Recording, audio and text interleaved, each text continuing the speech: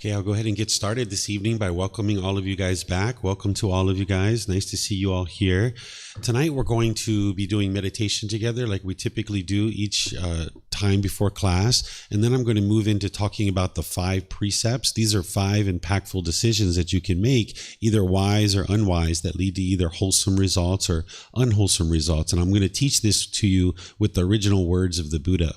The meditation that we had planned for today or this evening is walking meditation, because I taught it this morning and then you guys practiced it, and then give you guys a chance to practice it again tonight. So if you guys would like to do walking meditation, that's what's planned.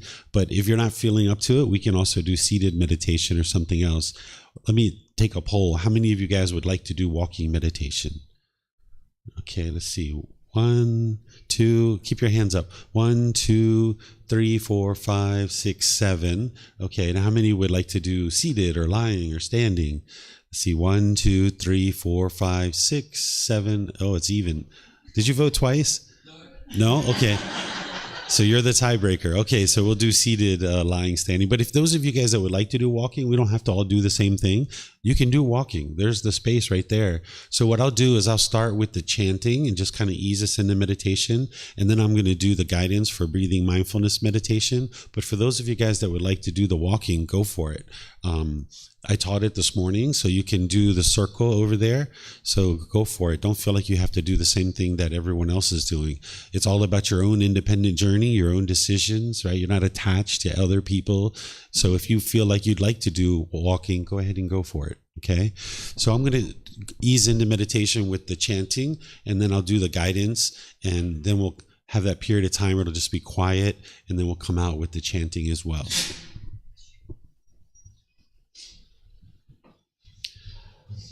Arahang Samma Sambuddho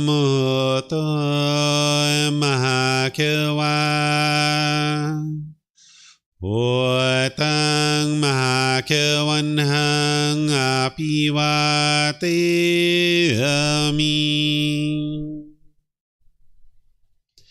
Savakato Mahakewata Dhammo Dhammang Namasami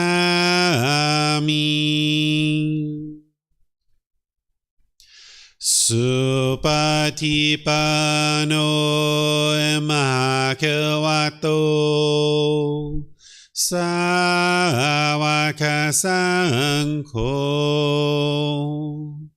Saṅghang Namami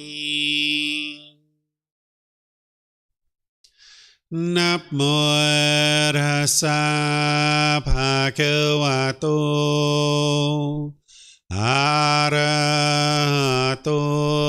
Samma Sambuddhassa Namo Tassa Bhagavato Arahato Samma Sambuddhassa Namo Tassa Bhagavato Arahato Samma Sambuddhassa Iti piso Mahakewa Arahang Samma Sambuddho Vicacaranang Sammuno Sakato Rokavitu Anutero Purisa Dhammasati Satatawa Manusanang Bhutto Bhagavati.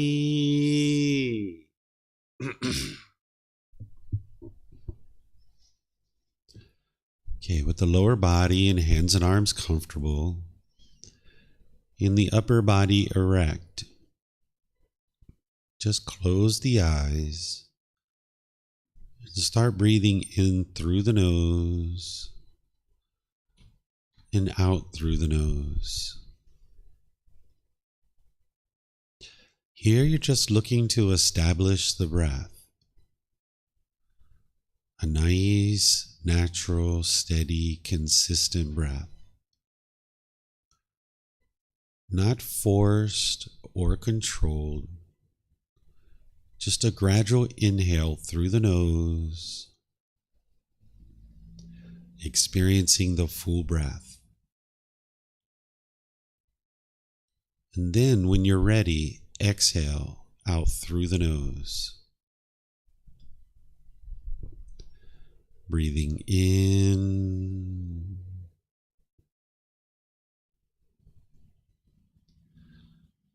and out.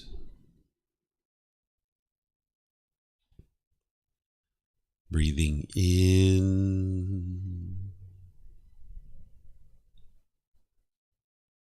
and out.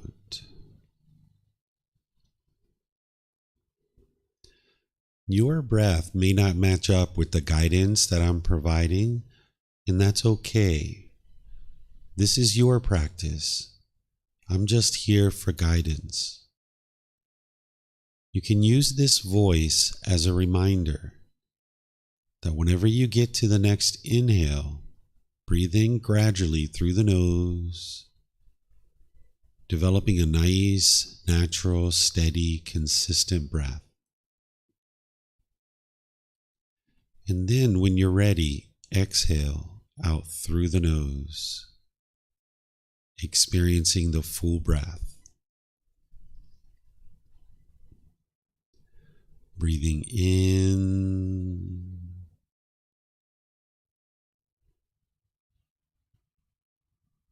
and out.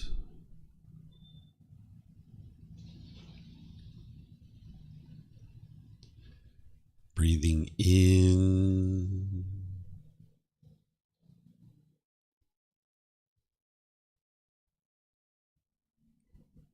and out.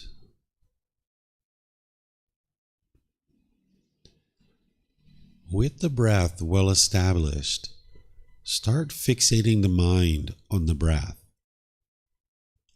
Either the sound of the breath coming into the nose, or the sensation of air moving over the skin into the nose. The breath is the present moment. Fixate the mind on the breath, the present moment. Breathing in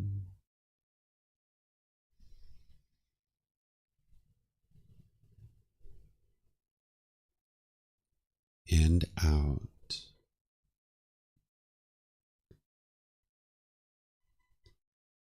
Breathing in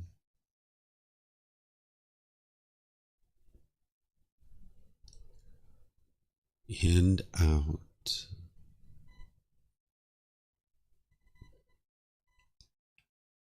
With the mind fixated on the breath, whenever you notice that it moves off the breath, cut that off, let it go, and come back to the breath, the present moment. No need to observe the thought, label it, judge it, analyze it, or even try to figure out where it's coming from. Whenever you notice that the mind moves off the breath, cut that off, let it go, and come back to the breath, the present moment. Breathing in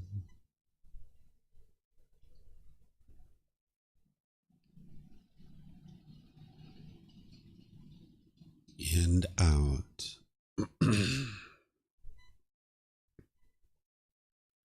Breathing in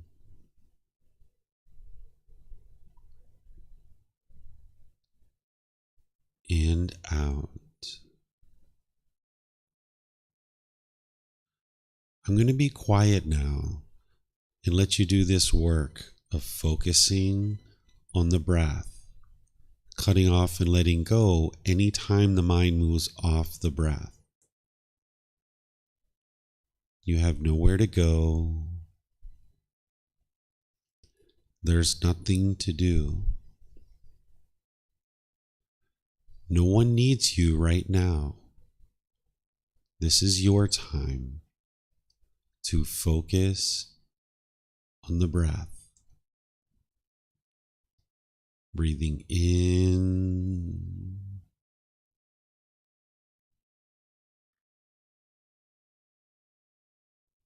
and out.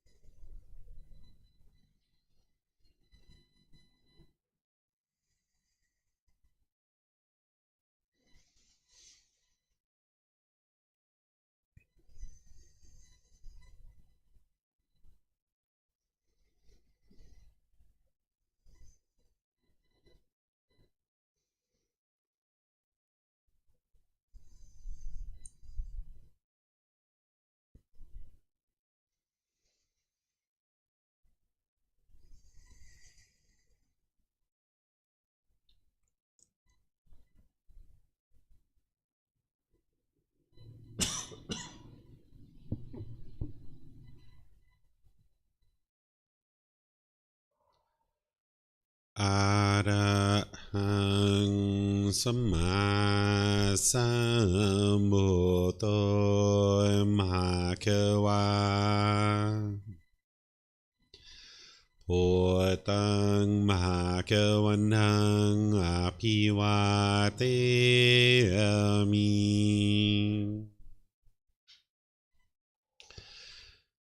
สวากขาโตมหาเขวตาธัมโมธัมมังนามัสสามิ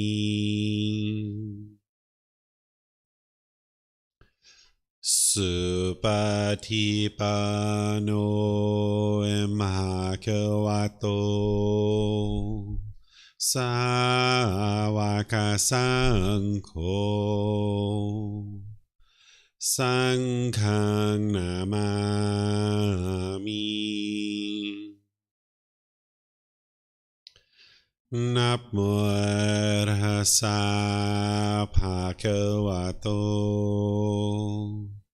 อะระหะโตสัมมาสัมพุทธัสสะนะโมตัสสะภะคะวะโตอะระหะโตสัมมาสัมพุทธัสสะนะโมตัสสะภะคะวะโตอะระหะโตสัมมาสัมพุทธัสสะอิติปิโสมะคะวะอะระหังสัมมาสัมพุทโธวิชาจารณังสัมมุโนสกขาโตโรกาวิตุอนุเตโรปุริสาธัมมาสติสัตตาตาวามนุสนังพุทโธภะคะวะติ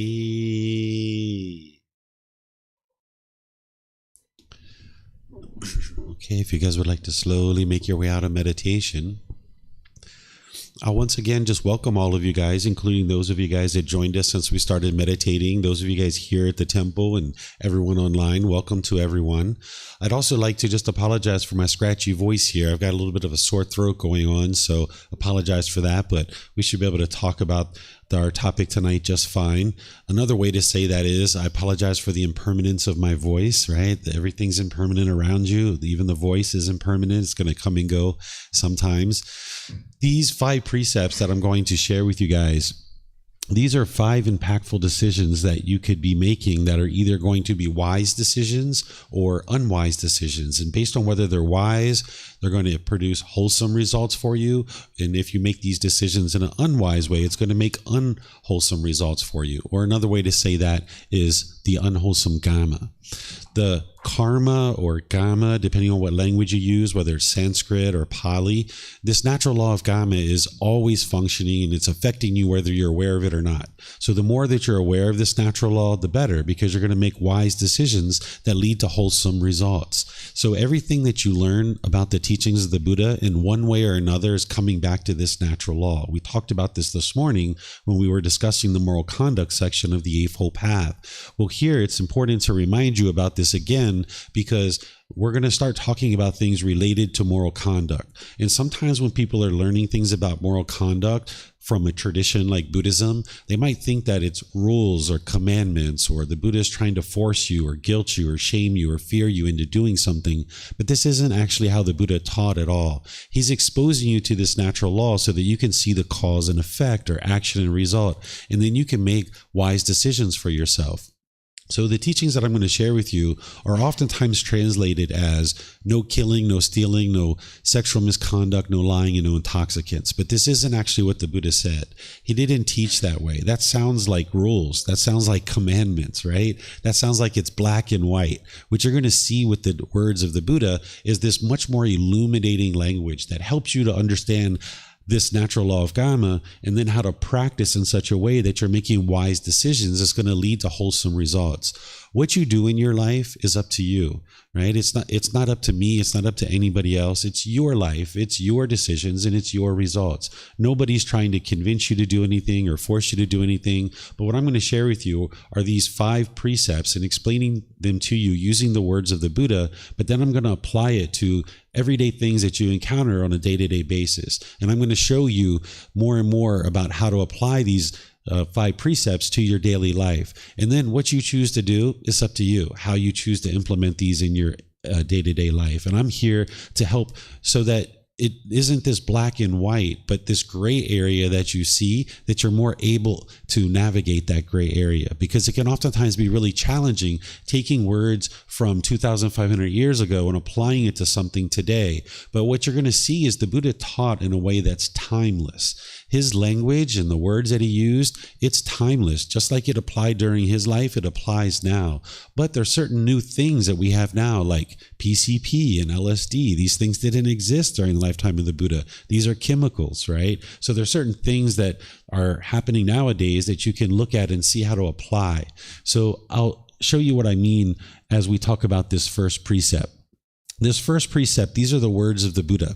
He's saying, abandoning the taking of life, refraining from taking life, without stick or sword, diligent, compassionate, trembling for the welfare of all living beings. That doesn't say no killing, right? No killing sounds like black and white, or it almost sounds like preserve all life at all cost. That's not what the Buddha is saying here. Remember how I've guided you on the path is I've shared that you should learn teachings, you should investigate them, you should examine them, then reflect on them to independently verify them, and then you practice them and see the truth for yourself. So you're not believing anything here.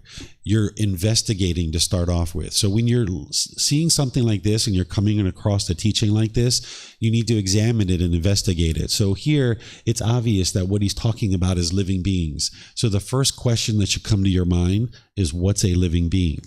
Well, the Buddha provides guidance on what a living being is. He talks about something called the 5 aggregates, or it's also referred to as the 5 collections or the 5 elements. These are things that we're going to learn in this retreat, but I'll just kind of introduce them to you here for a moment. What the 5 aggregates are is they're describing to you what a living being is. A living being is going to have form, feelings, perceptions, volitional formations, and a consciousness. What form is physical form. Feelings are pleasant feelings, painful feelings, or feelings that are neither painful nor pleasant. Then there's perceptions. What a perception is your views and opinions of the world, how you look out at the world. Volitional formations are your choices and decisions. You have free will.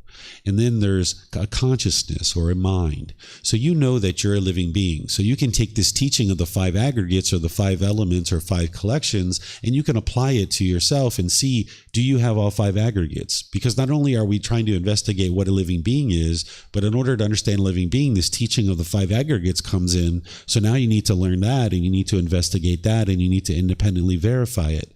So ask yourself, do you have physical form? Yes or no? Yeah, you have physical form, right? Do you have feelings? Yes, you have feelings, right? Do you have perceptions? Do you have views and opinions about the world? Yes. Do you have volitional formations? Do you make choices and decisions? Yes, you have free will, right? And do you have a consciousness or a mind? Yes, you do. So you can see you're a living being, right? And you can apply that to dogs, cats, lizards, those elephants that we saw today, they have all 5 aggregates, right? Any living being is going to have these 5 aggregates. But then to be sure you independently verify the 5 aggregates, apply it to something that you know is not a living being, okay? Like this chair that I'm sitting in. Does this chair have physical form? It does, right? Does it have feelings? No, it doesn't have feelings. Does it have perceptions? No, it doesn't have views and opinions about the world, does it? Does it have volitional formations like choices and decisions? Can it choose to pick itself up and move itself to another location? Nope, can't do that. Does it have a consciousness or a mind? Nope. So there you go. You can independently verify that this is not a living being. And then you can take things like bacteria and viruses and plants, and you can apply it to these things too. Because oftentimes in the unenlightened state, we use language in a way that it's not really meant to be used. So we might say, I'm going to kill this tree, or I'm going to kill this virus, or I'm going to kill this bacteria. But these things aren't actually living beings.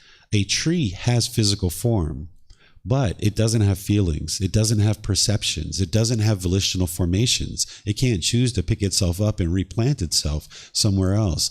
And it can't do that because it doesn't have a consciousness or a mind. So you can apply that to a virus or to a bacteria. But the challenge is in the unenlightened state, we might say, I'm going to kill that tree, or don't kill that tree, or I'm going to kill this virus, or I'm going to kill this bacteria. What we're really doing is we're harvesting the tree, or we're harvesting the broccoli, or we're harvesting the fruit. We're not actually killing it, right? And we're not killing the bacteria. We're not killing the virus. We're eliminating it from the body. We're not killing it because it's not a living being. You can't kill a non-living being. Like I can't kill this chair, right? Because it's not a living being. So this bacteria, this virus, this tree, I can't kill it because it's not a living being, right? So right away, it's important to look at and understand what this living being is. So if those 5 aggregates are something that you can understand at this point and you can see what they are, okay, use those. But if you need kind of a shorthand way to understand this living beings, is sometimes this might be helpful for you, is to think about a living being coming from an egg, a sperm, and it's going to have a consciousness. But this isn't true in all cases. That's why the Buddha didn't use this definition. He used the 5 aggregates, or the 5 collection, or the 5 elements. That's what truly defines a living being. So that's the best way to look at it. And that's why we're going to be exploring that as part of this retreat. But this can be a shorthand way for you to think about it in the time frame that perhaps as you're starting to learn the 5 aggregates, you don't fully understand them yet. So things that you'll need to look at in terms of applying this precept of living compassionately for the welfare of all living beings is you're going to need to consider, would you participate in the euthanasia of a human or an animal, or termination of a pregnancy, or suicide or assisted suicide, or capital punishment, or war, or any government-sponsored killings, or murder? These are intentional killings, but remember, this precept isn't black and white, right? It's not saying preserve all life at all costs. It's saying live compassionately for the welfare of all living beings. So I'm just going to take one of these, like termination of a pregnancy, and I'm going to walk you through how an individual might come to different conclusions on this. And it doesn't mean one way is right and one way is wrong. It's just different conclusions based on the variables that are going on at the time. This isn't plug and play where you plug in a precept and then you always do this one particular thing. Now, some people think about termination of a pregnancy as a political issue, and I don't think of it this way. I don't talk about politics. I don't discuss politics. I don't get into politics. But termination of a pregnancy is a medical technology that we have available to us, and it's there for a reason. And to me, this is a human issue. It's not a political issue, because as human beings, this is something that we've invented, that we have. And in some cases, someone might choose to use it. In other cases, somebody might not choose to use it. But whatever is the case, it's that person's decision. It's not my decision to decide what somebody should or shouldn't do. And I'm not here to try to convince somebody of what they should or shouldn't do. If a student came to me and asked me, should I terminate my pregnancy, I wouldn't say yes or no. I would say, well, if you terminate the pregnancy, here's what you'll experience. And if you don't terminate it, here's what you'll experience. And then the decision's up to them. I'm just here to share the natural law of Kamma with them to help them understand it. And then it's up to them to decide what they choose to do. So terminating of a pregnancy for an individual who is maybe carrying a fetus, and we know through medical technology that this woman's life is in danger and this baby is never going to live viably outside the womb, perhaps that person decides to terminate the pregnancy. And that's a wise decision perhaps for that particular person. She's living compassionately for the welfare of all living beings, because in order to have compassion, you need to have compassion for yourself. It starts with yourself. You can't have compassion for others if you don't have compassion for yourself. So whenever you're practicing loving kindness and compassion, it starts with this being who you are now. So this female who has a pregnancy, who this baby is not going to live outside the womb and her life is in danger, if she carried that all the way through, well, she's not living compassionately necessarily for her life, right? So she needs to be able to make the decision that's wise for her, and terminating a pregnancy might be wise. And in this case, she could be living compassionately for the welfare of all living beings. Now, in another case, maybe somebody's using it as birth control, where 2, 3, 4, 5, 6 times they're continually getting abortions. Maybe this would be unwise for that person, that they're now terminating the pregnancy and they don't necessarily need to. And now this can impact the woman. She can feel potential guilt or shame. She can experience a shortened lifespan due to the termination of these lives that are happening. So each individual needs to decide for themselves of when it is a wise decision for them and when it's not a wise decision. But these are things that you're going to need to consider and use this precept as a way to reflect. Let me give you some other examples. Say that you have termites that are eating your house, right? And now they're eating your house, and you're going to be out of the house within a couple of years if you allow these termites to continue to eat your house. So what do? Well, you need to live compassionately for the welfare of all living beings. What this precept is designed to do is help you eliminate your anger, your ill will, your hatred towards other beings. All the teachings of the Buddha are helping you to eliminate those pollutions of mind, those 10 fetters. So that's why he's teaching you here to live compassionately for the welfare of all living beings. And he's not saying preserve all life at all costs. He's teaching you to cultivate this loving kindness and compassion in the mind. So if I had termites eating away at our house, which I actually did, that's why I use this example, is I would look online on the internet and see, is there a way to eradicate these termites without killing them? Is it possible? And you research, and this is living compassionately for these living beings, that I'm not interested in just killing them straight out. Let's do some research and see if there's a way to eradicate them from the house where we can have a dwelling that doesn't fall down and the termites can go on their merry way and do something else. But what you might come back with is, no, there's not a way at this point in time to eradicate termites from your home without killing them. And you might need to call an exterminator to come kill them. And that's how you eradicate them from your home. And it's not that you're killing them intentionally and that you're wanting to kill them. The reason why these termites are being killed is because they're causing harm. This is their kamma. They're causing harm, so now harm is coming to them. And this is one of the challenges of living in the animal realm, is an animal doesn't have the consciousness to understand, I can eat these trees in the forest, but I should not eat this wood of this house. This would be an unwise decision to eat the wood of the house. A human being has a consciousness, and we can develop the wisdom to understand, let's harvest these trees in the woods, but I'm not going to harvest this tree that's in somebody's yard because they own that property, and it would be unwise for me to cut down their tree because I'm going to be harming that person. But a termite doesn't have that level of consciousness. And this is one of the challenges in the animal realm and why they can't develop their mind to get to enlightenment.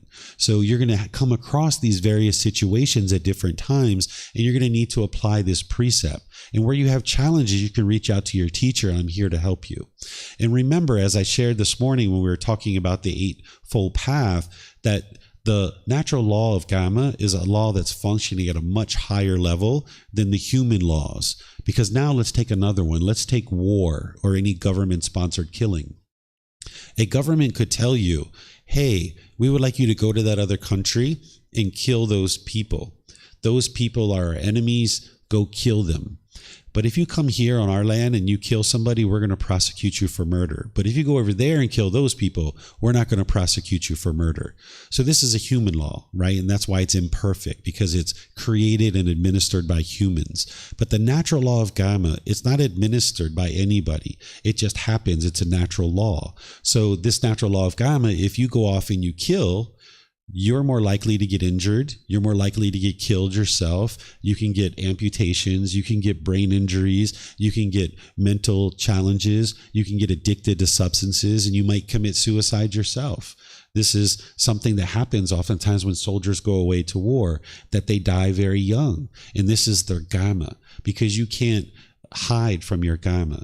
So even though a government might tell you, this is a human being saying, hey, it's okay if you go over there and kill those people, we're not going to prosecute you for murder. okay, but you're still going to be affected by the results of your decisions. So this is where you need to decide for yourself, would it be wise for you to go off and do this war, right? So looking at the natural law of Kamma, it's a natural law that's functioning at a much higher level than the human laws. Then there's things like a DNR. I don't know if your country has this. This is something students asked me about one time. So that's why I've put it in here, and I put it in the book to help you guys understand it. What a DNR is called a do not resuscitate. This is a legal document that you sign while you're alive that is instructions to your family that if you die for any reason, don't bring you back to life. This is not an intentional killing because you haven't killed anybody. What you're saying is, I'm comfortable with death, that if I die, don't use medical technology to bring me back. I'm completely fine with that. So if you put one of those in place, or if you have one of those in place now, you're still practicing this precept. So I'd like to share that with you in case you have one of those in place or you're considering doing that. Then some other ways to reflect on this and think about this precept is think about defense and protection, right? Like say you're at home sleeping at 2 or 3 a.m., someone breaks into your house. They come in through the window. I guarantee you they're not bringing you chocolate and flowers at 2 or 3 a.m. in the morning, right? They're there to do harm, right? My advice to you would be, if you can, just get out of the house. Go somewhere else, call the police, let the police come. They've got the tools, the equipment, the training. Let them deal with it. If the person wants to steal something, if they want to break something, so what? It's impermanent anyway. You would like to protect this life and get out. Live compassionately for the welfare of this living being. But you might find yourself backed up against the wall, and this person might have a piece of wood or something like that, right? Well, if you need to protect yourself, if they have a gun, if they have a knife, you're going to need to do that. It's just like the termites. If this person is making decisions to come bring harm, then harm is going to most likely come to them, right? That's what the natural law of Kamma is. And this is why in most situations, if you need to harm this person, then you're not going to be prosecuted for that because this person is broken in. What I would suggest is cause the least amount of harm as possible. If they just have a stick or they just have fists, get a bigger stick, right? If they have a knife, maybe you need to get a knife, or maybe you need to get a gun. And if you end up needing to kill this person, that's their Kamma. You didn't go out intentionally looking to kill somebody. You don't have anger, hatred, and ill will going out actively looking to kill somebody. You're just protecting this being, living compassionately for this being. So this precept is to help you eliminate anger, hatred, and ill will, and all those lesser versions where you're not actively and intentionally killing. So if you walk down the street and there was an ant under your foot and you accidentally killed it because you're just walking down the street on the sidewalk, you're not going to experience unwholesome results because you haven't made any intentional decision to kill that ant. But if you were walking down the street stomping and smashing your feet and trying to intentionally kill beings, there's a certain amount of anger and hatred and ill will there that's making that happen, that's motivating that unskillful conduct. So that's where you can apply a precept like this. And then lastly, I'll talk about this one, and then I'll open up to any questions that you guys have on your life or anything that I'm sharing here. Is you might decide to consider whether or not you'd like to continue to consume animal products, because by consuming animal products, you're being affected by this. If you eat animal flesh, when animals are being killed in order to serve for food, there's certain drugs and hormones and toxins that are in those animals. And when you're eating it, it's affecting the body. You're experiencing more sickness, and there's even mental challenges that happen because of this. Not just farmed animals, because farmed animals have hormones and other toxins that are being injected into them, but also even wild salmon have been taken out of really clean rivers in America, and they tested the flesh, and they found cocaine, they found antidepressants, they found other substances like this that were inside the flesh of the animal. So if you're eating the flesh of an animal, it's producing more sickness in the body. Scientists are showing us this. And it's also affecting your mind because you're ingesting that cocaine, you're ingesting that antibiotics, you're ingesting the antidepressants that they found in these fish. So you don't have to convert to a plant-based food supply. That's not what I'm telling you, but I'm just sharing with you. You should consider this because you would like to elongate your life as long as possible. And by moving to a plant-based food supply, this will help you to elongate your life and give you more and more opportunity to get to enlightenment. Whereas if you continue to eat animal flesh, it's affecting the health of your body, but it's also affecting the climate and the environment that we live in as well. So these are all things that you're going to need to consider. And if you do decide to move to a plant-based food supply at any point, I would recommend doing it gradually because the mind craves permanence, right? That's what we know about the unenlightened mind. It craves permanence. So it's going to hold on to the central desire of eating the meat. And if you try to go cold turkey and switch over to a plant-based food supply, your mind and your body is not going to like that. So if you do it gradually, incrementally, slowly but surely, this will be a more sustainable decision for you because you're going to need to find new restaurants, new suppliers of food. You're probably going to need to find new recipes if you cook for yourself and things like this. And that needs to happen gradually. The way that I did this is I moved over to eggs and cheese. I got rid of meat pretty quickly, and I ate eggs and cheese for about 6 months. And then I slowly phased that out as well.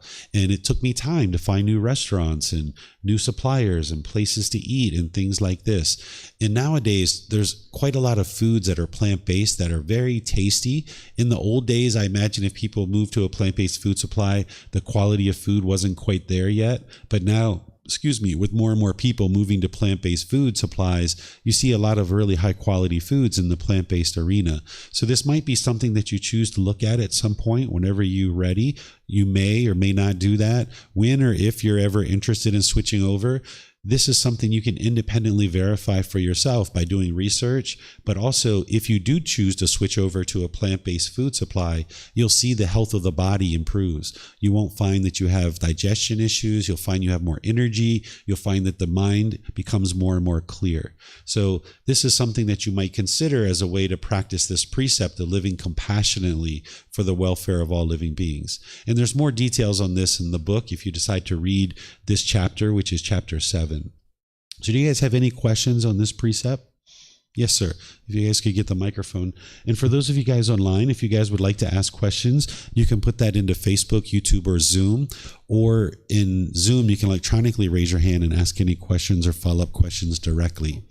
I see that my camera has shifted, so I'm going to adjust the view.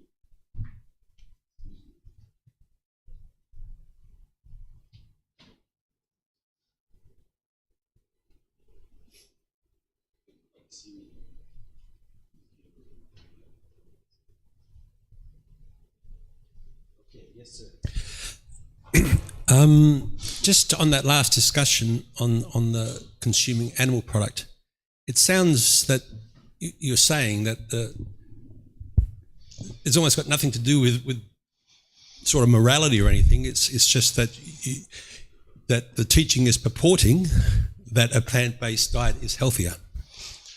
That's what I'm sharing with you, that I noticed that when I moved to a plant-based food supply, I noticed significant improvements to the health of the body with digestion and the health of the mind too.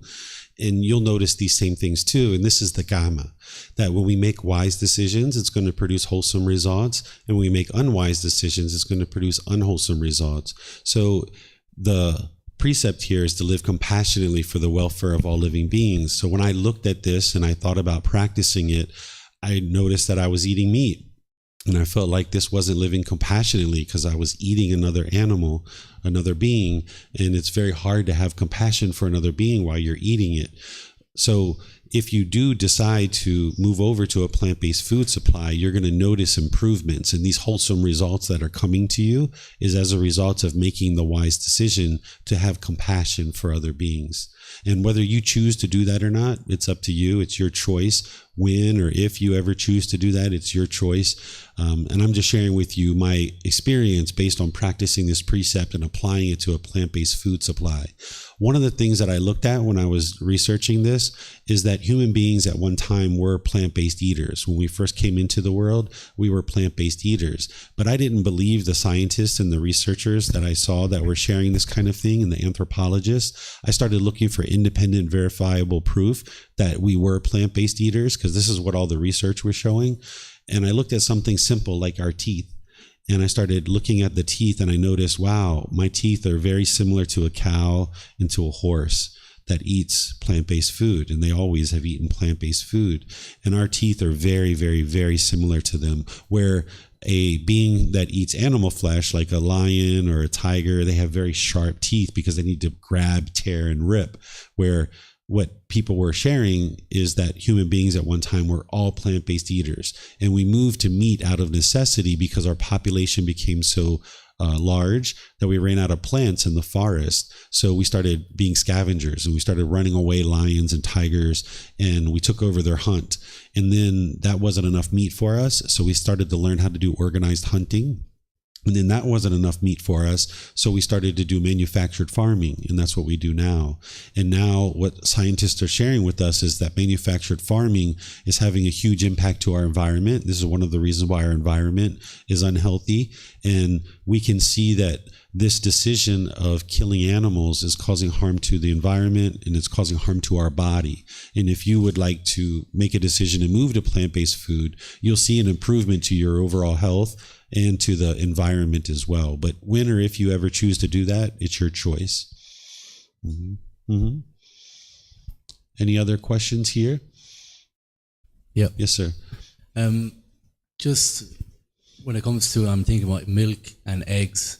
So if you want to refrain from like contributing to killing other living beings, if you have like a chicken from when it was small and you let it run out the length of its life and it just gives you eggs, and there was no cruelty or anything towards that chicken in its life, or like a cow could give you milk, and the cow just lives, eats grass, and dies naturally.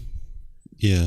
What you'll notice is that these substances, the milk and the eggs, they have these same toxins in it that I talk about related to animal flesh, because the animals are drinking the groundwater, and the groundwater is polluted, and or people are putting medicines into the animal. So when you're drinking cow's milk, you're still ingesting those drugs and hormones and toxins and all those kinds of things that are affecting you. And then also as a society, what we're doing is we're keeping these beings trapped, and we're saying, you need to serve us, and you need to give us these products that we want in order to survive, where we're the only species on the planet that drinks milk from another animal or another being, where we of course drink milk from our own species, but we're the only species that drink milk from another species. So we're keeping this being trapped and to serve us. And one of the things that I thought about when I was switching over to a plant-based food supply is I thought about, okay, what if human beings weren't the dominant creature on this earth? Because at one time we weren't the dominant creatures on the earth. Right now we are. But let's just say we weren't, and there was some other being that was more dominant than us, like some giant that was like 50 feet tall, and we were just, not at the top of the food chain, so to speak, and we weren't this dominant creature. If that creature was keeping us trapped in a cage and we were there to provide it food, how would we feel about that? And I was like, I wouldn't like that if somebody was keeping me trapped in a cage and then I was there to provide them food. And I started thinking, why would I do that to an animal? Because all beings should be treated equally.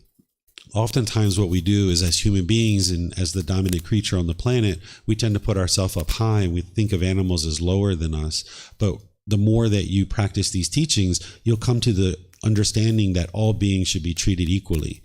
And that if we keep animals trapped in a cage to provide us self-serving needs or anything else that we want through our own selfish desires, that this is harmful to that being, and this is why the harm is coming to us. And it would be much wiser if we become independent of other animals, and that we can eat a plant-based food supply, and then we're not killing anything at all.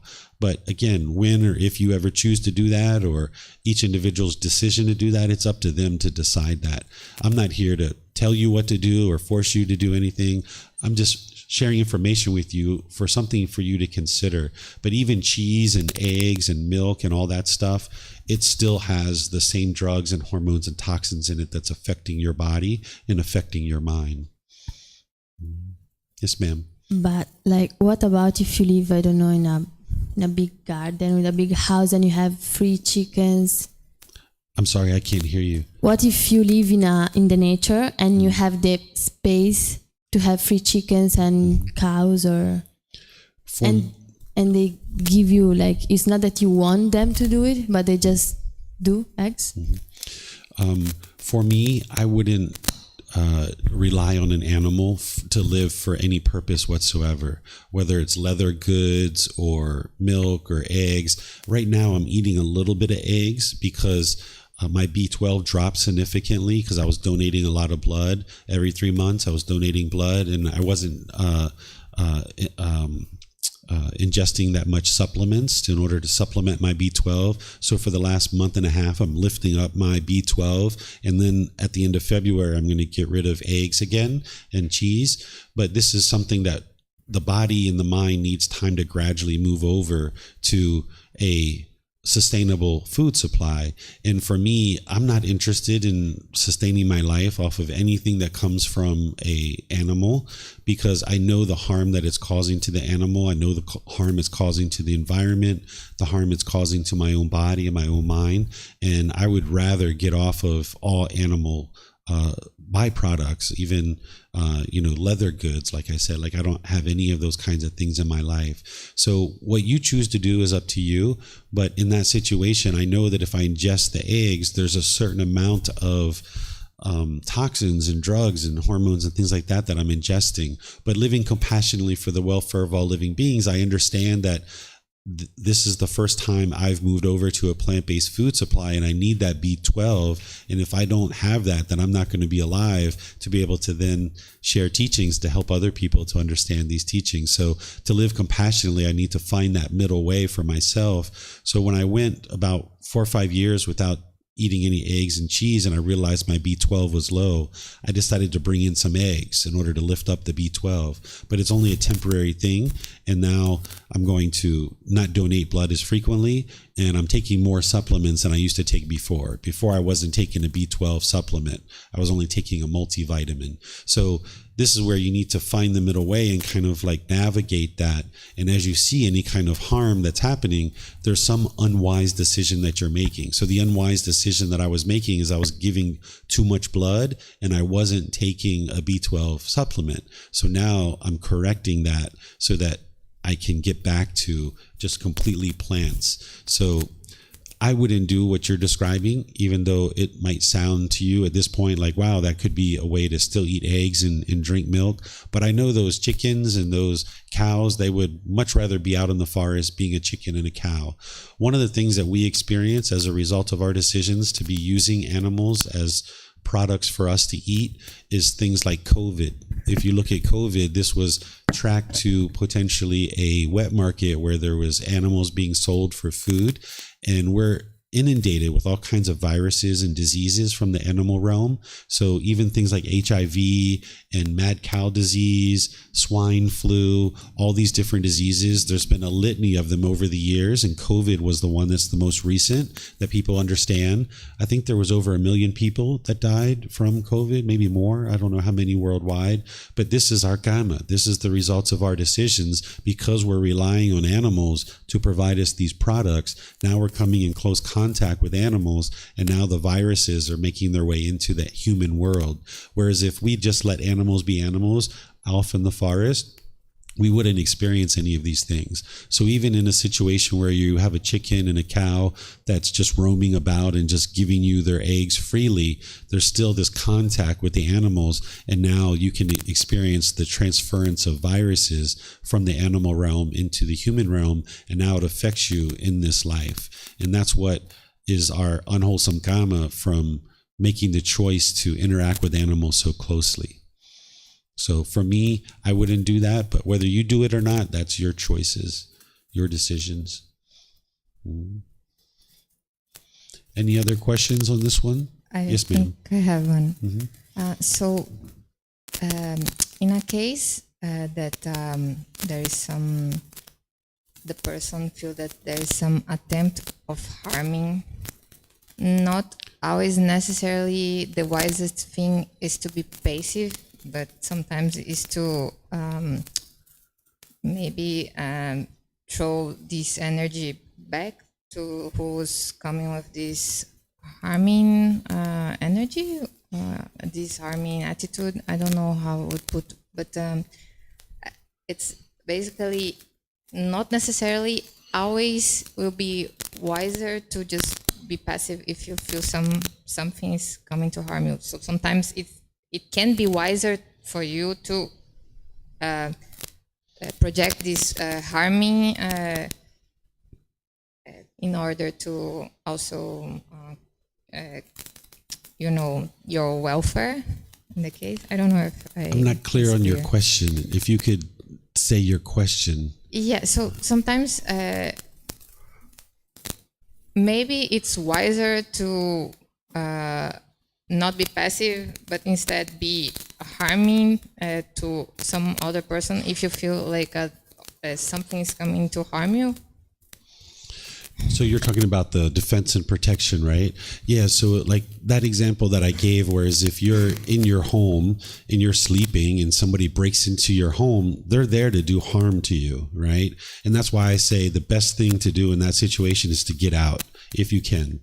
That would be the wisest thing in my opinion. But there's going to be a situation where potentially someone can't get out.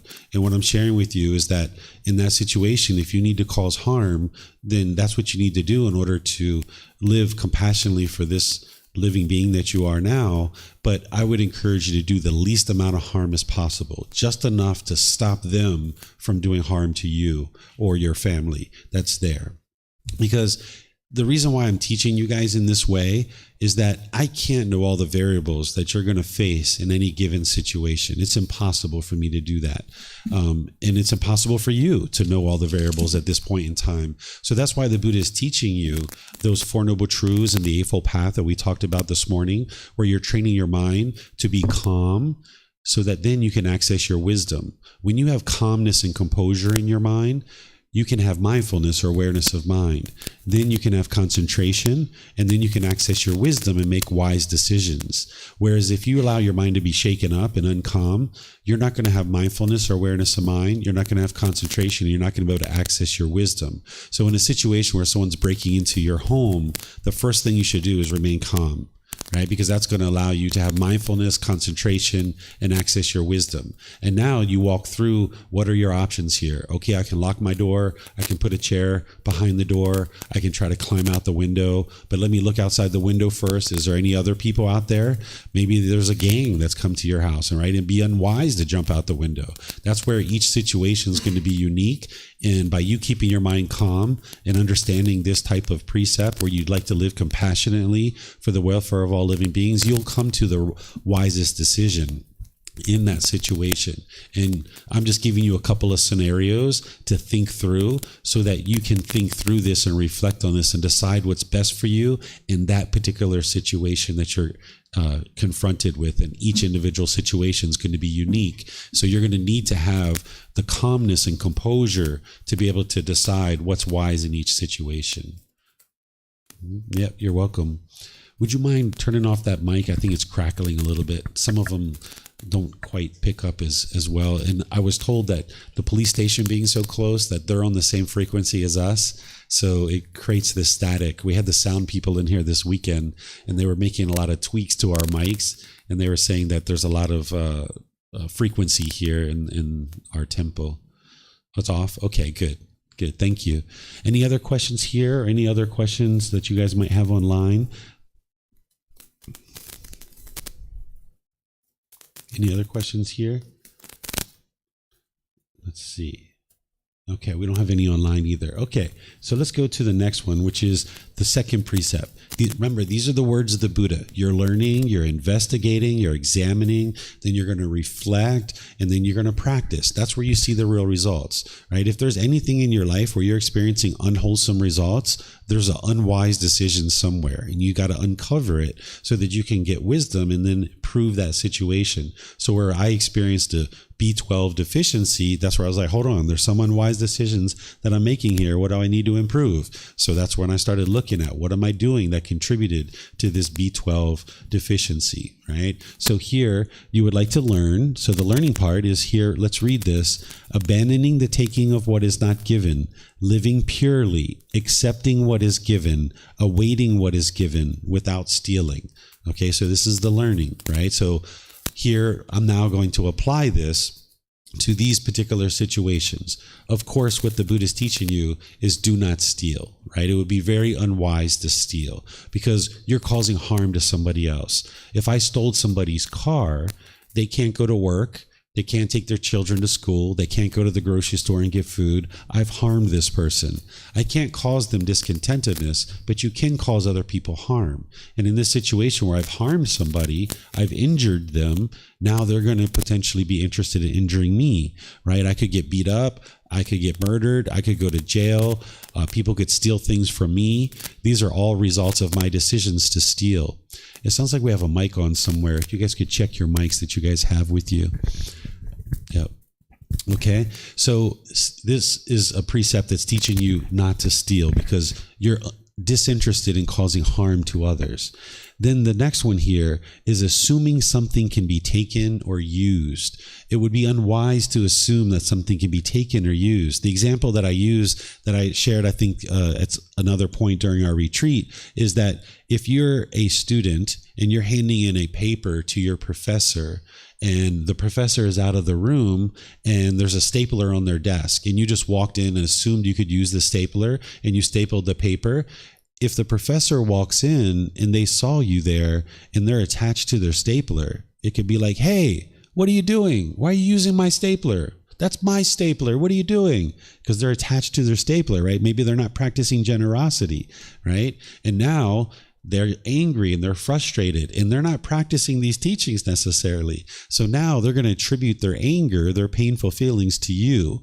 They're going to think that you're causing their frustration and their anger. And now you probably get a bad grade on your paper, potentially, right? Or you might even fail the class. So if you assume things can be used and you don't ask for permission, this can put you in a situation where you're compromised, right? But remember, this isn't black and white. It's not plug and play. What if you're walking down the street and somebody had an accident with a lawn tool when they were cutting their grass or they were cutting bushes, and they have a cut and they're bleeding profusely, and then their neighbor has a fabric on their lawn and you could put a tourniquet on their arm and save their life? Maybe you take that thing without asking, right? And maybe you talk with the neighbor later and say, hey, I'm so sorry. I used your fabric. I tried to save that person's life and I put a tourniquet on their arm, right? So this isn't black and white where it's always do it this way and never do it this way, right? It's not black and white. So you're going to need to look at this and figure out.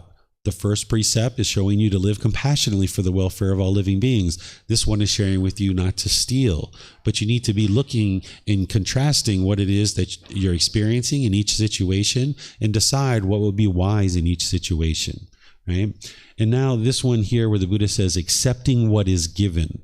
What he's talking about here is that when you're living in a society of people, there's going to be people who practice generosity with you.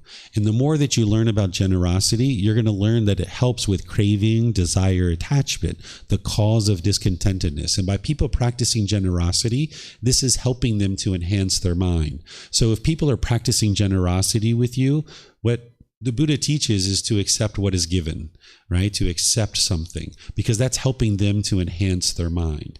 And if you shut down their generosity and you're like, no, Grandma, I don't want that sweater. Don't give me that sweater. I don't want that. You're shutting down Grandma's opportunity to practice generosity and now enhance her mind and practice the elimination of craving, desire, attachment. So what the Buddha teaches you is to accept what is given. So if Grandma gives you this sweater and you know you're never going to wear this sweater ever, the Buddha is teaching you to accept it. Right? But then what you do is you practice generosity. You give it to somebody else. And it might go through 3, 4, 5, 10 different hands. Eventually, somebody's going to get that sweater and they're going to say, this is the most beautiful sweater I've ever seen. I'm going to wear it every single day. Thank you so much. Right? And there's been these 10 people that practice generosity along the way. Now, if Grandma gets angry that you gave away her sweater, that's because she wasn't practicing pure generosity. She had a certain expectation. She had a craving. She wanted you to wear her sweater. And now, because of her craving, she's going to experience the unwholesome result of frustration or agitation or annoyance. But you didn't cause that. She caused that herself. But remember, it's not black and white. If somebody offered you cocaine or crystal methamphetamine, are you going to accept what is given? No. right? You've got to compare and contrast this based on wise decision making. So this isn't black and white. So when people teach these as black and white, you need to be able to understand the words of the Buddha. This is very helpful to be able to see the words of the Buddha because they're very illuminating. They help you to understand fully how to practice something like this. It's not black and white. There's this large gray area that you need to navigate. So moving to a higher consciousness, which is what enlightenment is moving to this higher consciousness. It means you think through the decisions that you're making. It means that you take in the variables, you take in the situation that's going on, you take your time, and you think through what would be a wise decision. Whereas if you have craving, desire, attachment in your mind, you're going to be trying to rush and make really fast decisions because you're trying to hurry up and get to those pleasant feelings. But if you can throttle that back and restrain the mind, you can take your time and make a wise decision that's going to be wise for you. You don't need to hurry up and make a decision. You can take your time so that you can navigate this gray area more wisely. And where you need help, you reach out to your teacher and will help you. And then more and more, it becomes very clear to you what would be the wise decision. This next one here, awaiting what is given. That's what the Buddha is sharing with you. What he's essentially sharing with you is don't put your expectations on people and expecting them to give you something. Say you lived with a partner, you live with a roommate, and they're going on a business trip, and you're like, oh, that place has really great get me this and get me this and get me this and get me that. Well, now your friend or your partner goes on this business trip, and now they're burdened with all these expectations from you about what you want. And now they're feverishly trying to find all these things, and they're getting frustrated because they can't find the things that you want. And now when they come back, they don't have everything that you want and that you expect. And now you get frustrated because they didn't bring you what you wanted, right? So the Buddha is teaching you to await what is given. Don't have an expectation that somebody will give you something. This is the reason why when you go to Buddhist temples, you don't see people passing around a plate and asking for donations. It's up to each individual. We don't have an expectation that somebody will practice generosity with us. We're just here sharing the teachings to help you. And if somebody would like to practice generosity, they practice generosity. But if not, then that's fine too. We're still here to share the teachings with you. So we await what is given in all parts of our life, in your personal life, in your professional life. The Buddha is teaching you not to have an expectation that somebody will give you something. And this is a wise way to practice, because then you won't experience frustration and agitation and anger when somebody doesn't give you something that you wanted. Okay, so this is the second precept. Any questions on this one? Okay, not seeing any questions anywhere. So let's go to the third precept. This one oftentimes is translated as no sexual misconduct. Well, that's very general, very broad, and very subjective, right? So the Buddha here is going to give you details about what sexual misconduct is. So I'm going to read it to you, and then we'll apply it to the various situations. So what he's saying here is abandoning unchastity, abandoning sexual relations with women, men who are protected by their mother, father, mother and father, brother, sister, or relatives, who are protected by teachings, who have a husband, wife, or partner, whose violation entails a penalty, or even with one who has been garlanded by a man, woman, or partner as a sign of engagement. So what he's talking about here is harmful sexual conduct.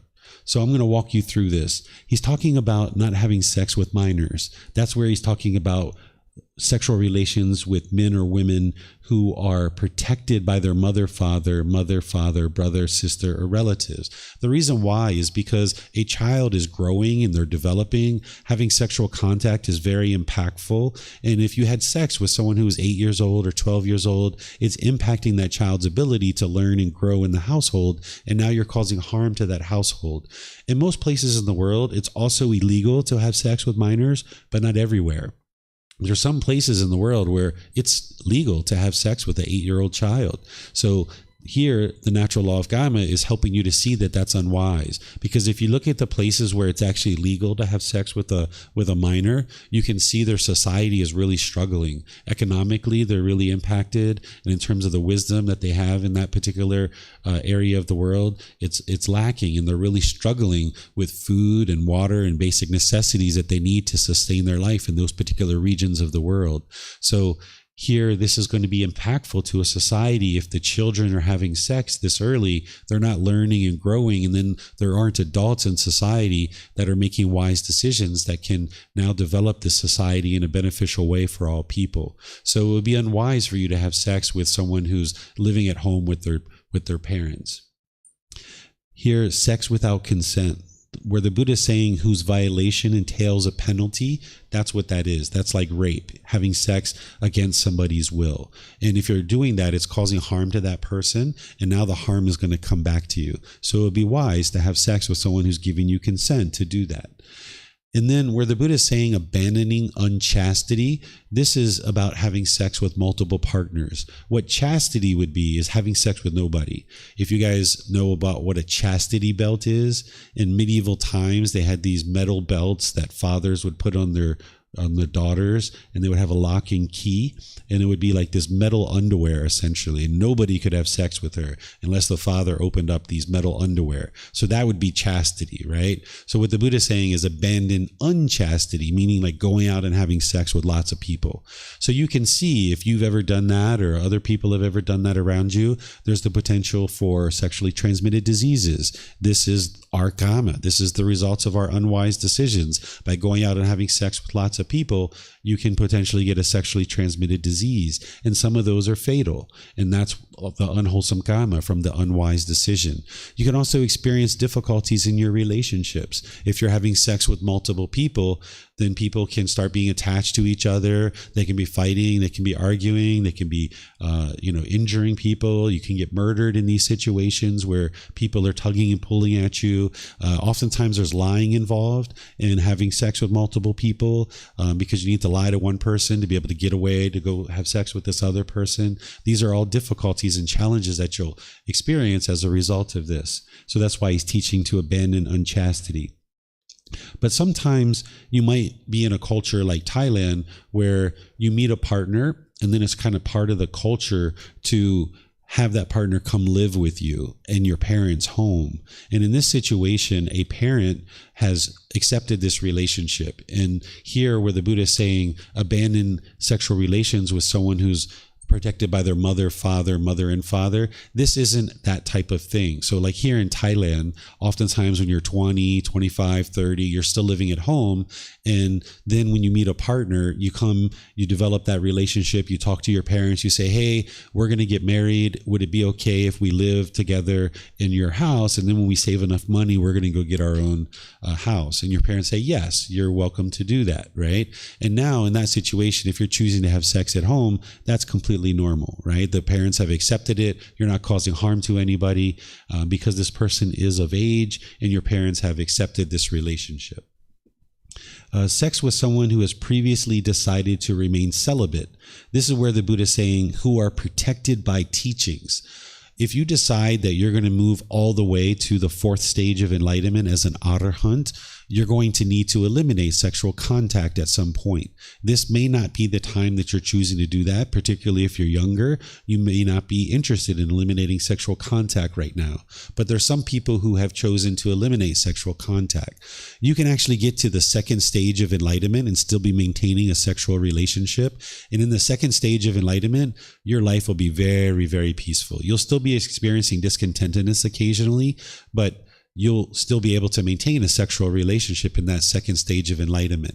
You can actually do all the other work on the path to enlightenment and still be maintaining a sexual relationship, and your life will be quite peaceful and quite joyful. But there's going to be occasions where you get sex and you'll feel great and you'll feel wonderful, but then there's going to be times where you can't get it and you're going to be agitated and annoyed. So around sex, you're going to have discontentedness still. You're not going to be able to have that permanent, peaceful, calm, serene, content mind with joy, because there's still a desire there. There's still a longing and yearning for sexual contact. So if you decide to learn these teachings, practice them, develop, get all the way to the second stage of enlightenment, you might hang out there for a period of time, maybe 5 years, 10 years, 20 years, 30 years, who knows how long. But at some point, you're going to get to an age where you've been there, you've done that enough times, and you're going to be like, you know what, our relationship is much deeper than sex, and both of you guys are going to be ready to let it go at some point. But that may not be right now, and it may not even be later. Oftentimes, we might think we're going to be on our deathbed still having sex, because it's that enjoyable, right? For some of us.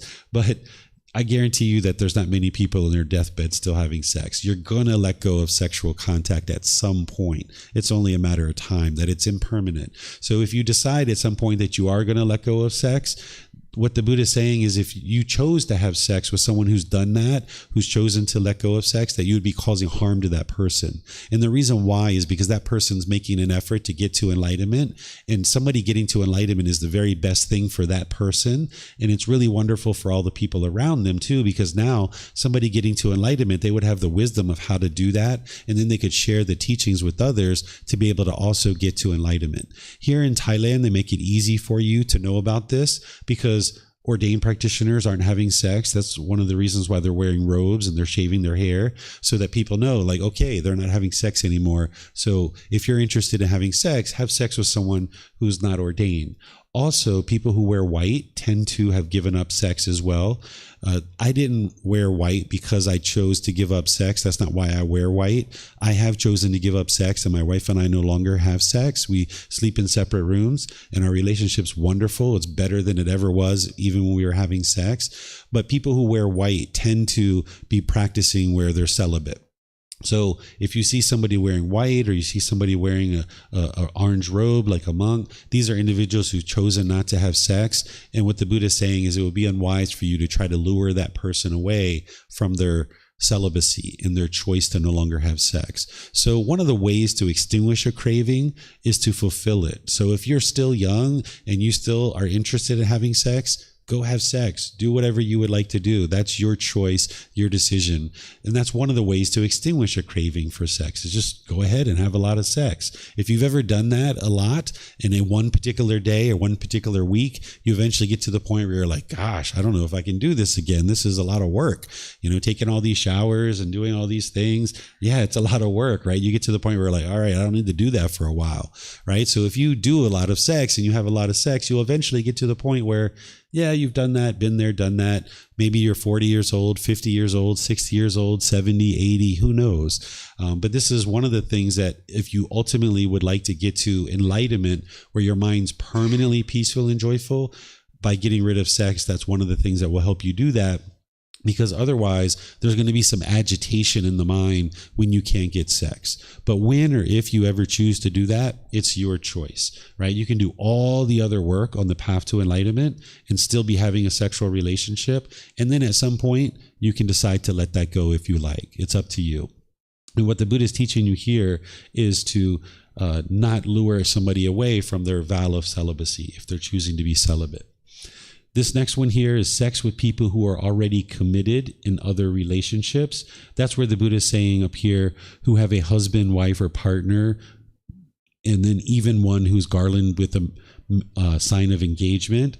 So if you have sex with someone who has a partner, you can get injured, you can get murdered, you can have all kinds of difficulties. You can lose your reputation in your community if you're having sex outside of your relationship, or you're luring somebody away from an existing relationship. You can have all kinds of difficulties physically and then with your reputation. People have been murdered over these kinds of things. It's very unwise. And then you can also get sexually transmitted diseases too. So that's the unwholesome Kamma of the unwise decision.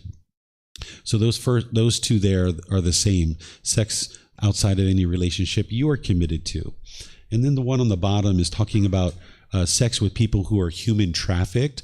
If you are going into that environment where someone's being human trafficked, they're being forced to have sex potentially, and there's money exchange typically. And in this situation, yes, you can get sexually transmitted diseases. You can also get beat up. You can also get murdered. You can get robbed in these situations. So you can also get arrested in some of these situations. So these are the unwholesome results of the unwise decision. And then there's some other things here too to consider. Is a paid sexual service environment, the same things can happen. You can get injured, you can get beat up, you can get murdered, you can get robbed, you can get sexually transmitted diseases in these situations. It's unwise to go in that direction. It's better to just find a partner that you're loyal and loving and committed to, and then have sex in that environment. Notice that the Buddha doesn't have same-gender partners in here. Right? The Buddha was aware of same-gender partners during his lifetime because it was going on during his lifetime too. The reason why he doesn't have same-gender partners in here is because there's no harm.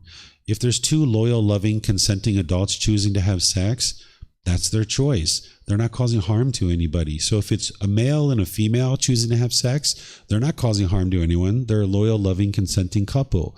And if it's two males or if it's two females, the same exact thing. They're not causing harm to anyone.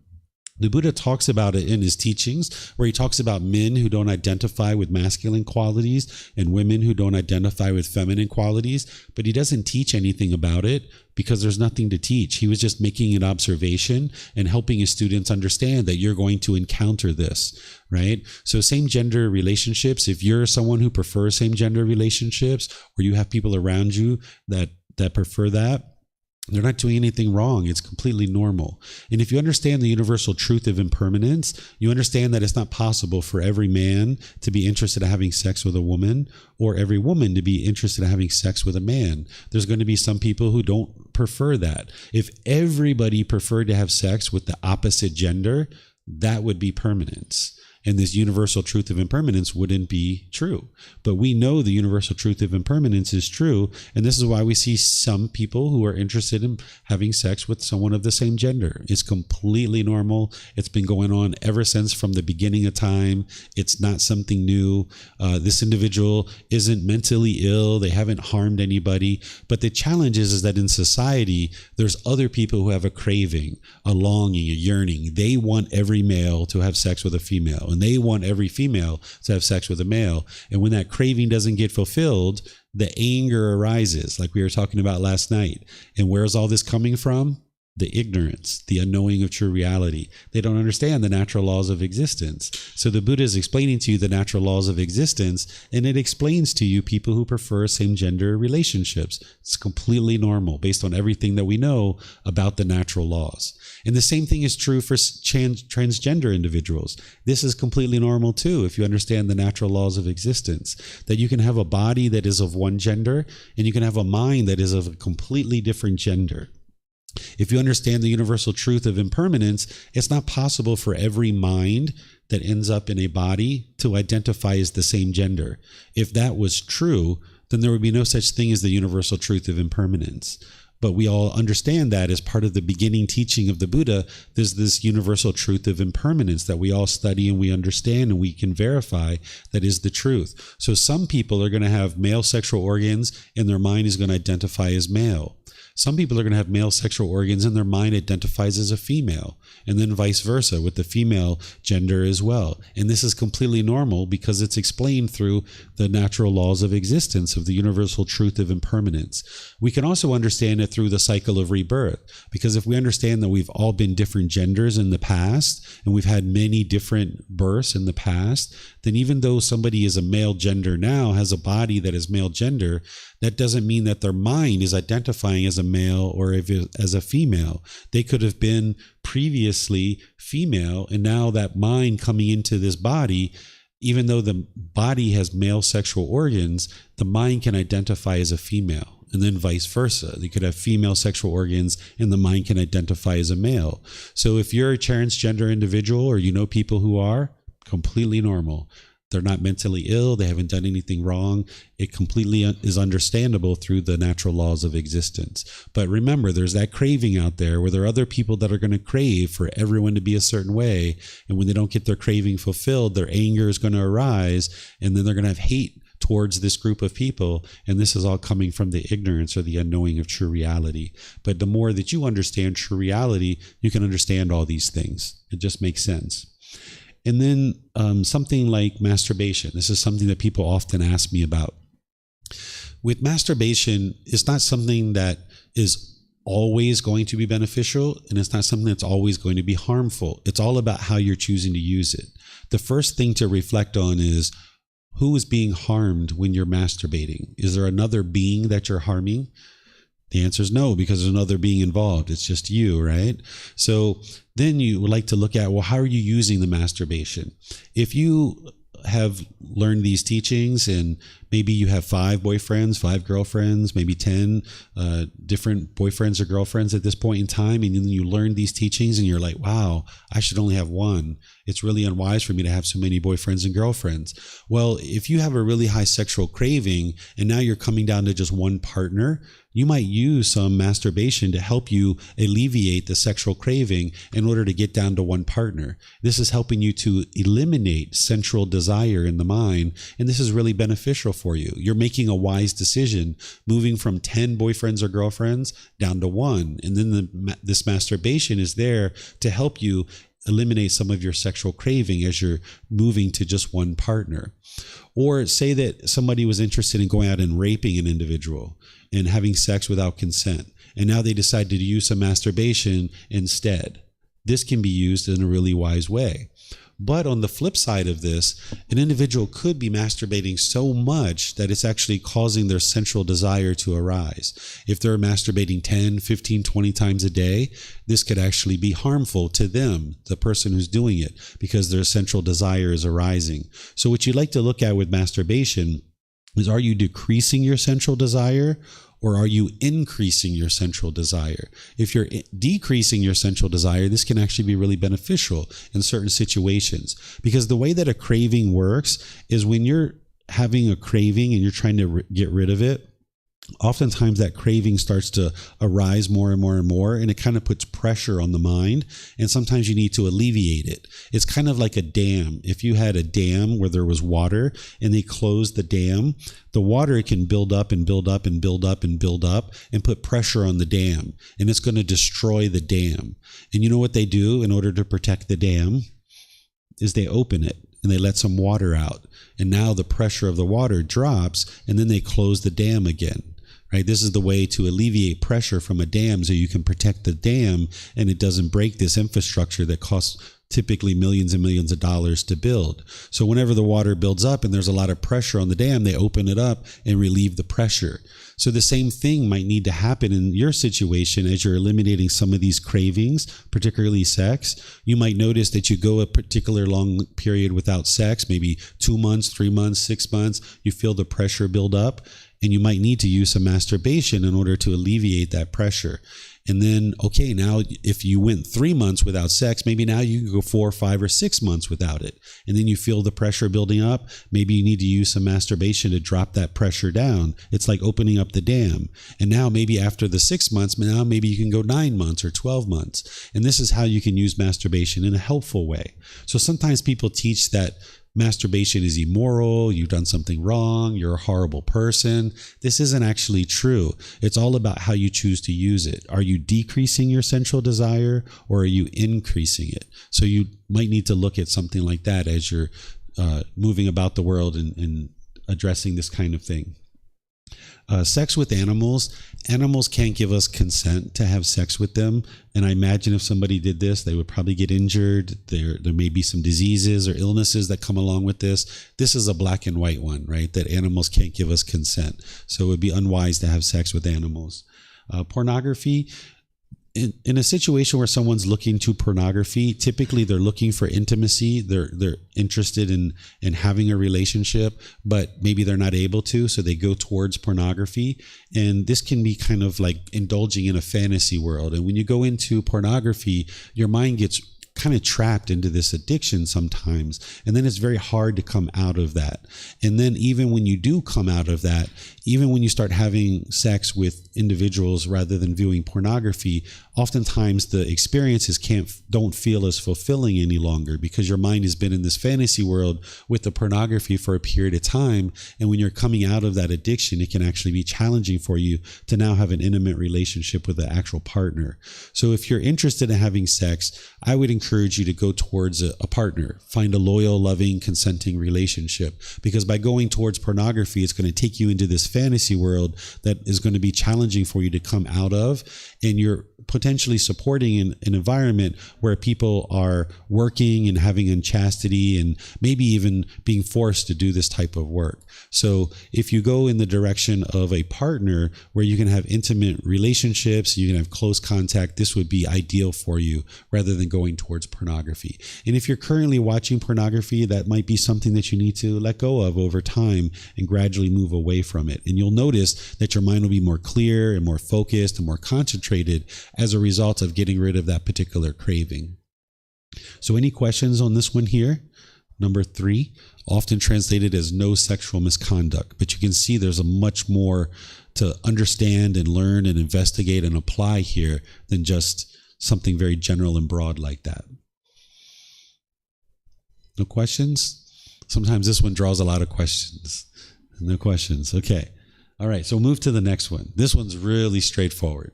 Number 4, abandoning false speech, refraining from false speech, a true speaker, one to be relied on, trustworthy, dependable, not a deceiver of the world. The Buddha is teaching here to not have false speech, to not lie, right? If you've done a lot of lying, which we all did as children, you know that it causes problems. It causes unwholesome results. People can't trust us. We're not dependable. It affects us in our personal life and it affects us in our professional life. That if you do lying, people are going to discover those lies. And now you're going to lose out on personal relationships and you're going to lose out on professional opportunities. So by being a true speaker, you're one to be relied on. You're dependable. People are going to see you as trustworthy. And now your personal and professional relationships can really grow and really blossom. So that's the core of what the Buddha is teaching here in this particular precept, helping you to preserve your ability to be trustworthy in a community. There's this other teaching that I've included here to help you see how closely the Buddha practiced this precept. This is a teaching where he's teaching his son. A lot of times people think that he left his family and he never came back, but he actually did. After 6 years, he comes back, and his son and his wife and his mother, his stepmother, ordain with him, and other people from the royal family do as well. So here he's teaching his son. He's talking to his son, and he's telling him that he doesn't even tell a lie as a joke. Right? That when the Buddha tells a joke, he doesn't even lie. If you can imagine this really wise individual who's helping people to get to enlightenment, if he was in class speaking all this truth about the natural laws of existence, but on the side he was telling lies in his jokes, people wouldn't trust him, right? Because he's telling lies on the side. So even when a Buddha tells a joke, they're going to tell the truth. Right? You might not associate a Buddha with telling jokes because oftentimes we see pictures of him in meditation and looking very solemn and all these kinds of things. But a Buddha tells jokes. They have a personality, right? They have a character, right? They're not going to be sitting around being solemn all the time. They're someone that you can relate to, somebody that you can talk to. So if a Buddha sat around being solemn all the time and he was all uptight, the way that a lot of times these pictures make him look, you probably wouldn't be interested in learning from that person. But if someone has a personality, if they're joking, they're having fun, a Buddha is going to joke and have fun.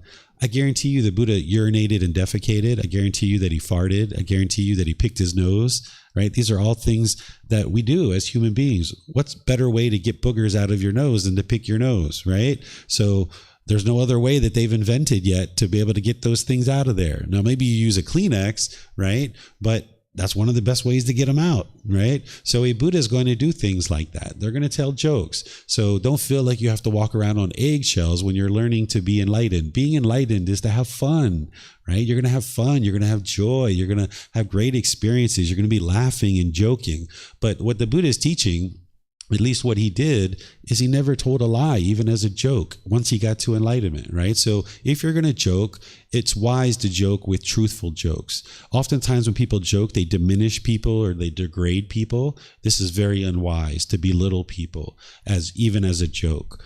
It takes a lot more skill and a lot more wisdom to tell a joke that is the truth because it has to be thought out. You really have to think it out. And it takes a lot more skill to tell a joke where you're not belittling people and you're not degrading people. But you'll notice that when you do this, people are going to feel more comfortable to be around you because you're not causing harm harm to other people. When you stop causing harm to others, you're going to notice more and more people are willing to be around you because you're not causing harm through your intentions, your speech, and your actions. And having other people around you can be really joyful. It can be really wonderful because if it's your personal life or your professional life, you can go out into the world and spend time with people. You're going to need other people to be successful. You can't just stay in a cave for the rest of your life and live a wonderful life. That's not going to produce enlightenment. If somebody went off into a cave and spent all these years there and came out, they're not enlightened yet.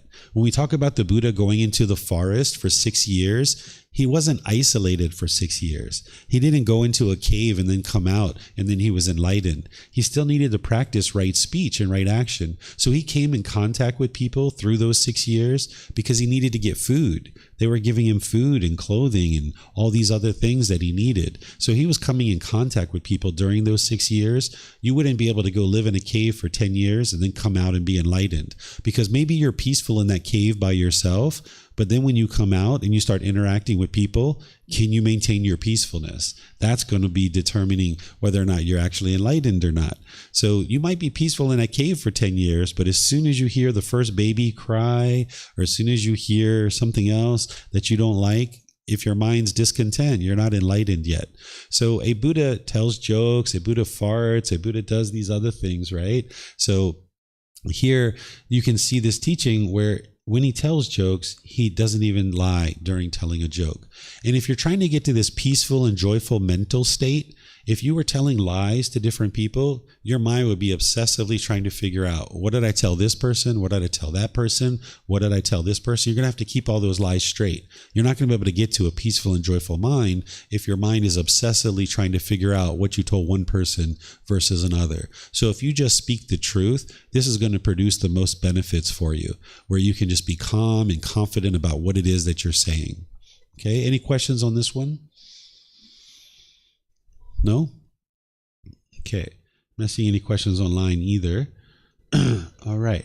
So now we'll go to the last one, which is refraining from strong drink and sloth-producing drugs, substances that cause heedlessness, the basis for heedlessness. So the first thing you might ask yourself is, what is heedlessness, right? If you're investigating and examining the teachings of the Buddha, you're not interested in assuming anything related to vocabulary or the words that are being used. Remember, there's 2,500 years of history here where these teachings were spoken by a man 2,500 years ago in a particular language. They were documented after his death, and then they've been through many iterations of copying. They didn't have photocopy machines. They didn't have hard drives over the years. So they were painstakingly writing them from one person to the next to the next. So you're not interested in believing any of the teachings, but you're trying to penetrate them to be able to understand them and gain wisdom. So the first thing I did when I saw this teaching is I tried to understand, what does this word heedlessness mean? So I looked it up in the dictionary, and here's what it came back with. That heedlessness is careless, thoughtless, inattentive, uncalm, unaware, and unmindful. Because you need to produce mindfulness in your mind in order to get to enlightenment. You need to be aware of your mind. And by having awareness of mind, you can then purify the mind. You wouldn't be able to eliminate your unwholesome qualities and cultivate the wholesome qualities without having mindfulness or awareness of mind. So if you're introducing a substance into the body that is producing unmindfulness, you're walking in the exact opposite direction of enlightenment. And if your mind is heedless, you're more likely to kill, steal, have sexual misconduct, and lie. If you go to a prison or you go to jail and you talk to people who are locked up, they might be there for murder. They might be there for robbing a bank. They might be there for any number of things. But if you really talk to them and ask them, why are they in jail and why are they in prison? They'll say because of substances. Because they'll say, I would have never murdered that person if I wasn't high on that substance. I would have never robbed that bank if I didn't have an addiction and I needed that money. About 80% of the people that are in prison, they'll tell you that it's from substances that cause heedlessness, even though their charge might be murder or robbery or something like this. So these substances that cause heedlessness, they're going to put you in a condition where you have difficulties making wise decisions. And in order to get to enlightenment, you're going to need to be making lots and lots and lots of wise decisions. So here we can look at these different substances and we can compare and contrast and reflect on this, because it's not black and white. If we look at something like marijuana, we know that marijuana provides medical benefits. There's undoubtedly unrefutable evidence that there's children that have seizures 20 times a day. They give them a little bit of CBD oil on the tongue. They don't have another seizure for 6 months. This plant has medical properties, we know for sure. But this plant can also be used for heedlessness. It just depends what your intentions are and how you're using it, whether or not it's going to cause harm. So usually if you're looking for medical properties of this plant, you're looking for a high CBD content and a low THC content. Whereas if you're also looking for medical purposes, you're probably looking at an edible, or you're looking for an oil, because this is a good way to ingest it, that it doesn't cause harm to the physical body. But if you're looking for a high, you're probably going to be looking for a high THC and a low CBD, and you might be smoking it, and now it's causing harm to the lungs. So this is something you're going to need to look at. Sometimes people are using this plant for heedlessness. So I would encourage you to not use it for heedlessness. Some people use this plant for things like stress or anxiety. But this isn't going to solve your stress or anxiety, because what's causing stress and anxiety is craving, desire, attachment. The craving, desire, attachments in the mind is what's producing that, and you're going to need to train the mind to eliminate the cravings, desires, attachments. When you smoke marijuana, you might feel pretty chilled for a while, but it's only temporary because it's based on a condition. The condition is the marijuana. You would like to get to the permanent peacefulness, the permanent joy. So you're not going to be able to get to permanent peacefulness and permanent joy if you're using marijuana to reduce your stress and your anxiety, because you're only going to notice the reduction of stress and anxiety when you're high on the substance. And then when that substance gone, then your stress and anxiety comes right back. So if you're looking to get rid of stress and anxiety, you would like to eliminate your cravings, desires, attachments. So this is something to look at. And then there's cigarettes. We know that this doesn't provide any medical benefits at all. And more people are figuring that out. When we were smoking as human beings, it caused damage to our lungs. This is the unwholesome results of our unwise decisions if we smoke cigarettes. So there's no medical purpose there. Prescription medicines, these of course provide really good benefit to help us elongate our life, but there's some prescription medicines that can be addictive. So when you're getting prescriptions from your doctors, it's wise to research them and see if they're addictive. And then if they are, you might consult with your doctor and ask them if there's an alternative medicine, because sometimes doctors prescribe things that are addictive and there's an alternative that you could use instead. In some cases, there isn't an alternative, and you might need to just know that it's addictive and try to get off of it as soon as possible so that you don't get addicted to it, because some prescription medicines can be addictive. So you're going to need to look out for that. There's no purpose to have caffeine, but oftentimes people use caffeine. This is a drug. This is a stimulant. This may be something that you're ingesting now. And if that's where you're at in your practice, then that's where you're at.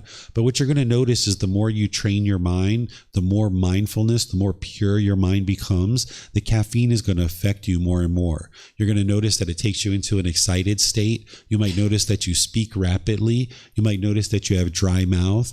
And when you start eliminating caffeine from your intake, you're going to go through withdrawals. You're going to notice headaches. That's the withdrawal symptoms. Just like someone who's on heroin or some other illicit substance, they're going to go through withdrawal. This is how you can see that caffeine is indeed a stimulant and a drug and a substance. It's a legal one, but it's one that a lot of times people turn to.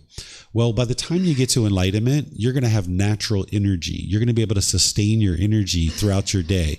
You'll get sleepy where you need to sleep, but you won't get tired. You won't get exhausted. Enlightened beings don't get tired. They don't get exhausted. They get sleepy. They need to get some sleep. They need to get some rest, but you won't feel this drain on your energy that you do in the unenlightened state. When you have pollution in your mind, you'll feel this drain on your energy, and you might try to turn to something like caffeine to lift you up. But then you're going to drop back off from that.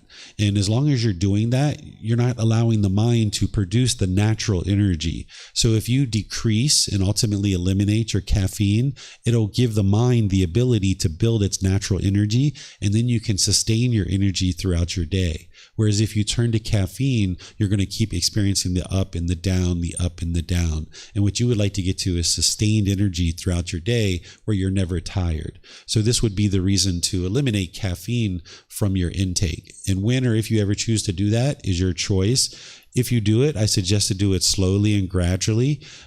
This will have the best results for you. You even need to look at things like sugar. If you take sugar in excess, it can produce a high. We probably all experienced that when we were kids, right? And then we dropped off from that. So you might need to look at your sugar intake and see if you're taking sugar in excess. Or if you have children, you might need to help them to not take sugar in excess. And then this last one here is psychedelic substances. Some people will share with you that psychedelic substances are helping you to get to enlightenment. There's things like ayahuasca or LSD or things like this. This isn't actually true. It's not helping you to get to enlightenment. What these substances do is they do produce kind of the ability to have introspection, but it's being produced by a substance. And you can only experience that introspection when you're on the substance. What you would like to do is cultivate that naturally, because in order to get to enlightenment, you're going to need to be introspective at many different times during your life. And if you can only be introspective when you have a substance, you haven't been able to cultivate that naturally, so that when you're driving in a car, when you're walking on a hike or something like this, you can be introspective about what's going on. You're going to need to look at your own thoughts at many different times during your day, in your week, in your month. And if you can only be introspective based on a substance, then you're not able to cultivate that reflective mind, that inward looking mind, to look at your own mind. So some people will tell you that this is going to help you get to enlightenment. But the way that I think about psychedelic substances is it's kind of like walking down the sidewalk and you're doing window shopping. And you're looking through the window and you can see this beautiful product inside the store. And you really would like to get that beautiful product, but you're chained down to the sidewalk outside. You can't actually go into the store and get that beautiful product. Maybe it's a pair of shoes or a purse or something like that. You're just looking in the window and you can see what enlightenment may kind of appear like, but you can't actually touch it. You can't hold it. You can't acquire it as long as you're taking psychedelic substances. So this is what I have to share with you here. This isn't an exhaustive list. Notice that the Buddha teaches in a timeless way, because he could have never imagined that we would have created things like PCP or LSD or any of these things. So he's not giving you a list of all the substances. He's teaching in a way that's timeless, that if you understand the core of this teaching, it's to ensure that you're not taking substances that produce this unmindfulness or unalertness or unawareness, because you're trying to walk in the opposite direction of that. You're trying to get to awareness of mind. You're trying to get to attentiveness of mind. You're trying to get to mindfulness. So if you're introducing substances that are producing heedlessness, you're walking in the opposite direction of that. So any questions on this one or any of the others that we've been talking about? For those of you guys online, you can put it into Facebook, YouTube, or Zoom. Or in Zoom, you can raise your hand electronically and ask any questions that you like. Any questions?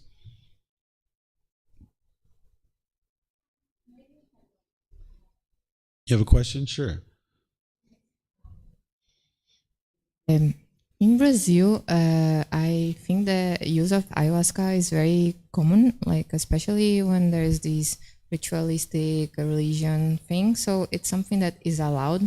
And I know that for some people, the use of ayahuasca is like a way of doing some detoxing from, especially people that use some like chemical drugs or things like this. So the ayahuasca sometimes in these situations helps people to pass through some from something that is more chemical to something that's more because it's a plant mixture.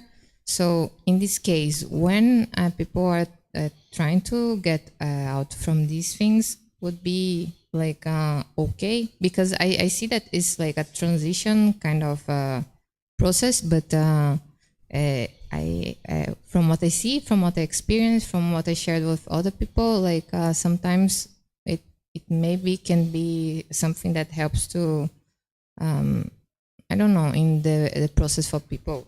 In this case, like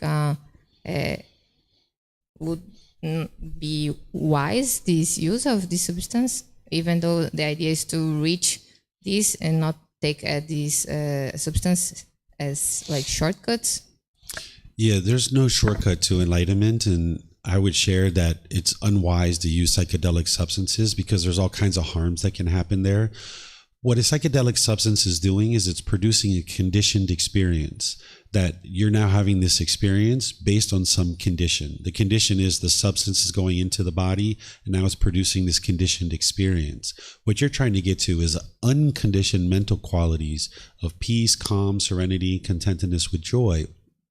A conditioned experience of taking a psychedelic substance isn't going to be able to help you to produce an unconditioned mind. So you'll see a lot of things happening in the world that many people are doing. Like all these things that I just talked about, there's lots of people out in the world that are doing these things. Killing, stealing, sexual misconduct, lying, and taking substances that cause heedlessness. What you're doing on the path to enlightenment, if you choose to continue to progress forward, is you're looking to rise above all of that. We use a lotus flower to describe this. If you ever look at the way a lotus flower grows, its roots are deep down into the earth and holding on to the earth. And then there's this strong stalk that needs to grow through this murky water.